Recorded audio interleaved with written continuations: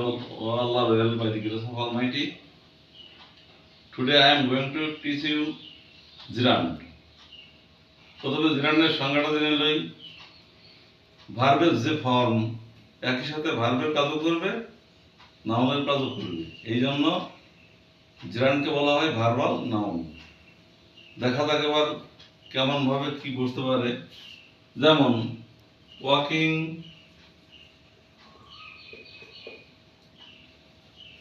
is a good exercise।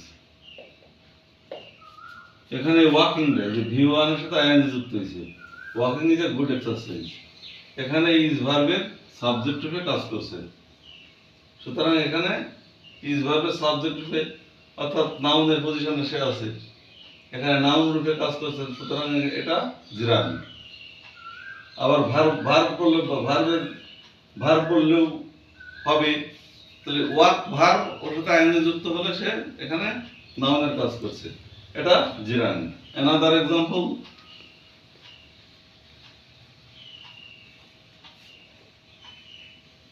I like walking। আমি হাঁটতে পছন্দ করি।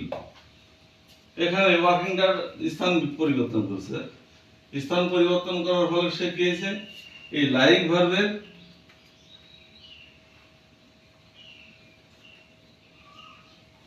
স্থান পরিবর্তন করছে, পরিবর্তন করার ফলে কি হয়েছে, এই লাইক ভার্বের অবজেক্টিভে কাজ করলো। এই ওয়াকিং ডে প্রথমে যখন পড়ছে তখন ভার্বের সাবজেক্ট রূপে, আর যখন দেখা যায় ভিতরে পড়ছে তখন ভার্বের অবজেক্ট রূপে কাজ করছে। সুতরাং ওই পজিশনটা হলো নাউনের পজিশন, অর্থাৎ ওই ভার্বটা নাউনের কাজ করলো, তাহলে আবার ভার্বের কাজও করছে, সুতরাং কি হলো, ভার্বাল নাউন। আচ্ছা, অন্য একটা এক্সাম্পল দিই। I am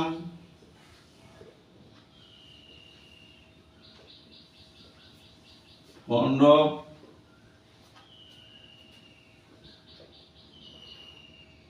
playing cricket।